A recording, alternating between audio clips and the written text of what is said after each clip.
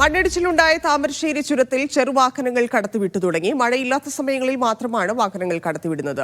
ഭാരമേറിയ വാഹനങ്ങൾ അനുവദിക്കില്ല. മഴ ശക്തമായാൽ ഗതാഗതം പൂർണ്ണമായും തടയും. ചുരത്തിലെ കല്ലും മണ്ണും പൂർണ്ണമായും നീക്കിയിട്ടുണ്ട്.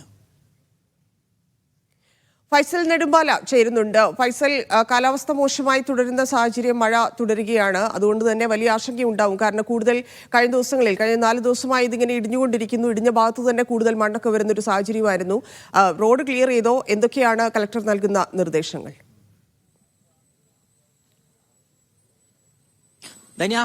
ഏറ്റവും പ്രധാനമായി പറയാനുള്ളത് കാലാവസ്ഥ അനുകൂലമായിരിക്കുന്നു എന്നുള്ളതാണ്. മഴ പൂർണ്ണമായും മാറി നിൽക്കുന്ന ഒരവസ്ഥയാണ് ഇപ്പോൾ ചുരത്തിലുള്ളത്. വെയിലൊക്കെ വന്നു തുടങ്ങിയിട്ടുണ്ട്. അതുകൊണ്ട് തന്നെ ചെറിയ വാഹനങ്ങൾ ഇപ്പോൾ കടന്നു പോകുന്നുണ്ട്. ബൈക്ക്, കാർ ഉൾപ്പെടെയുള്ള വാഹനങ്ങളൊക്കെ തന്നെ കടന്നു പോകുന്നുണ്ട്. ഏറ്റവും പ്രതിസന്ധിയായി ഇപ്പോൾ നിലനിൽക്കുന്നത് ചരക്ക് വാഹനങ്ങളും അതുപോലെ ബസ് ഉൾപ്പെടെയുള്ള വലിയ വാഹനങ്ങളൊന്നും തന്നെ കടത്തിവിടുന്നില്ല എന്നുള്ളതാണ്. ഇത് ചുരത്തിലെ ബലപരിശോധന നടത്തിയ ശേഷം പൂർണ്ണമായും സുരക്ഷിതമാണെന്ന് ഉറപ്പുവരുത്തിയ ശേഷം മാത്രമായിരിക്കും ഒരുപക്ഷെ ഈ ഒരു ചരക്ക് വാഹനങ്ങളും ഭാരമേറിയ വാഹനങ്ങളൊക്കെ തന്നെ കടത്തിവിടാനുള്ള ഒരു തീരുമാനം ഉണ്ടാവുകയുള്ളൂ. ചെറുവാഹനങ്ങൾ കടന്നു പോകുന്നു എന്നുള്ളത് ആശ്വാസകരമായ ഒരു കാര്യമാണ്. മഴ മാറി നിൽക്കുന്നു എന്നുള്ളതും നമുക്ക് ആശ്വസിക്കാൻ കഴിയുന്ന ഒരു വാർത്ത തന്നെയാണ്. ഇനിയും ഞാൻ നേരത്തെ സൂചിപ്പിച്ചതുപോലെ ഇനിയുള്ളത് നമുക്ക് പരിശോധന നടത്തേണ്ടതുണ്ട്. ജിയോളജിക്കൽ വകുപ്പിന്റെയും മണ്ണ് സംരക്ഷണ വകുപ്പിന്റെയും ദുരന്ത നിവാരണ അതോറിറ്റിയുടെയും എല്ലാം സംയുക്തമായിട്ടുള്ള ഒരു പരിശോധനയായിരിക്കും ഇനി ഉണ്ടാവുക.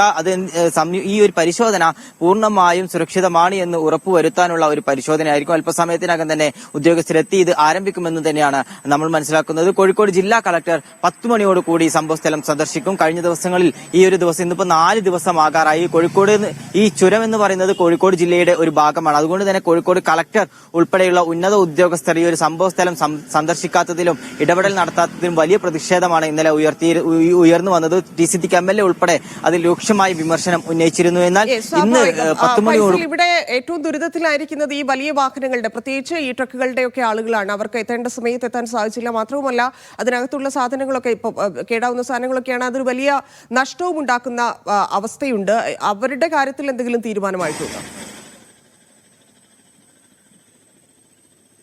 അതാണ് ഞാൻ സൂചിപ്പിച്ചു വന്നത്. അതായത് ചരക്ക് വാഹനങ്ങൾ കടത്തിവിടാനുള്ള ഒരു തീരുമാനം ആയിട്ടില്ല. ഇപ്പോൾ നമുക്ക് ദൃശ്യങ്ങളിൽ നിന്ന് വളരെ വ്യക്തമാണ്. നീണ്ട നിര തന്നെയാണ്, ലോറികളുടെ ഒരു നീണ്ട നിര ഇപ്പോൾ ലക്കിടിയിലുണ്ട്. ഈ കവാടത്തിന് സമീപത്ത് ഒരു നീണ്ട നിര ഉണ്ട്. അത്യാവശ്യ വാഹനങ്ങൾ മാത്രമാണ് ഇപ്പോൾ കടത്തിവിടുന്നത്. അതായത് പാല്, പത്രം അങ്ങനെയുള്ള വലിയ അത്തരത്തിലുള്ള വാഹനങ്ങൾ മാത്രം, ചരക്ക് വാഹനങ്ങൾ വരികയാണെങ്കിൽ അത് കടത്തിവിടും. അതുപോലെ ടാങ്കർ ഉൾപ്പെടെയുള്ള വാഹനങ്ങൾ, ചരക്ക് വാഹനങ്ങൾ, വലിയ ലോറി കടത്തിവിടുന്നുണ്ട്. എന്നാൽ മറ്റുള്ള വാഹനങ്ങൾ ഇതിനെ സൂചിപ്പിച്ചതുപോലെ തന്നെ ഈ പച്ചക്കറി ഉൾപ്പെടെയുള്ള ചരക്ക് വാഹനങ്ങൾ ഇപ്പോഴും ചുരത്തിൽ കെട്ടിക്കിടക്കുകയാണ്. നമുക്കറിയാം, ഒരു 4 ദിവസം ആകാറായി.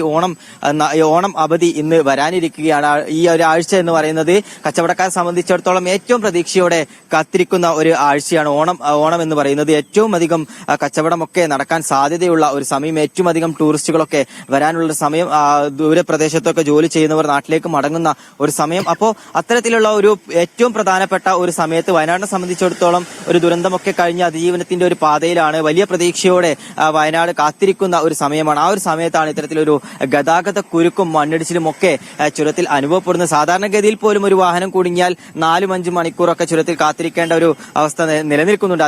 അതിനിടയിലാണ് ഇപ്പോൾ ഇത്തരത്തിൽ വലിയൊരു അപകടം കൂടി ചുരത്തിൽ സംഭവിച്ചിരിക്കുന്നത്. ഈ ചരക്ക് വാഹനങ്ങൾ ഏതെത്ര സമയത്തിനകം നീക്കം ചെയ്യാൻ കഴിയുമെന്നുള്ള കാര്യത്തിലൊന്നും വ്യക്തതയില്ല. ഈ ലോറി ഡ്രൈവർമാർക്ക് വളരെ പ്രയാസത്തിലാണ്. ഇന്നലെ രാവിലെ മുതൽ തന്നെ ഇവിടെ വന്ന് നിൽക്കുന്ന ലോറികളുണ്ട്. അതുമാത്രമല്ല, അവരെ സംബന്ധിച്ച് ഈ പറയുന്ന പച്ചക്കറി ഉൾപ്പെടെയുള്ള നശിച്ചു പോകുന്ന സാധനങ്ങളൊക്കെ തന്നെ ഈ വാഹനങ്ങളിലുണ്ട്. അതൊക്കെ എത്തരത്തിൽ ഏത് സമയത്തിനുള്ളിൽ കടന്നു പോകാൻ കഴിയുമെന്നുള്ള ഒരു ആശങ്ക നിലനിൽക്കുന്നുണ്ട്. ഇപ്പോൾ മഴ പൂർണ്ണമായും മാറി നിൽക്കുന്നുണ്ട്. അപകട സാധ്യതയൊന്നും ഇപ്പോൾ നിലനിൽക്കുന്നില്ല എന്നുള്ളത് നമുക്ക് വ്യക്തമാണ്. പക്ഷെ ഈ ഒരു സമയത്തെങ്കിലും വാഹനങ്ങൾ കടത്തിവിടണമെന്നുള്ള ഒരു ആവശ്യം ലോറി ഡ്രൈവർമാരൊക്കെ തന്നെ ഉന്നയിക്കുന്നുണ്ട്. എന്നാൽ ഇതുമായി ബന്ധപ്പെട്ടുകൊണ്ട് ഒരു തീരുമാനം വന്നിട്ടില്ല. ബലപരിശോധന നടത്തേണ്ടതുണ്ട്. അതിനുശേഷമായിരിക്കും ഈ ഒരു വാഹനങ്ങളൊക്കെ തന്നെ കടത്തിവിടുക. ഇന്നലെ രാവിലെ ഇതുപോലെ വാഹനങ്ങൾ കടന്നു പോകുന്ന സമയത്താണ് മുകളിൽ നിന്ന് ആ പാറക്കഷ്ണങ്ങളൊക്കെ തന്നെ ആ റോഡിലേക്ക് പതിച്ചതിന് ശേഷമാണ് റോഡ് പൂർണ്ണമായും അടച്ചിരുന്ന ഒരു സ്ഥിതിവിശേഷത്തിലേക്ക് കടന്നത്. ഇനി അത്തരത്തിലുള്ള ഒരു അപകടങ്ങൾ സംഭവിക്കുമോ എന്നുള്ള കാര്യത്തിലൊന്നും നമുക്ക് വ്യക്തതയില്ല. ഒരു ഉറപ്പും നമുക്ക് പറയാൻ കഴിയില്ല. അപകടം സംഭവിക്കില്ല എന്നുള്ള ഒരു ഉറപ്പൊന്നും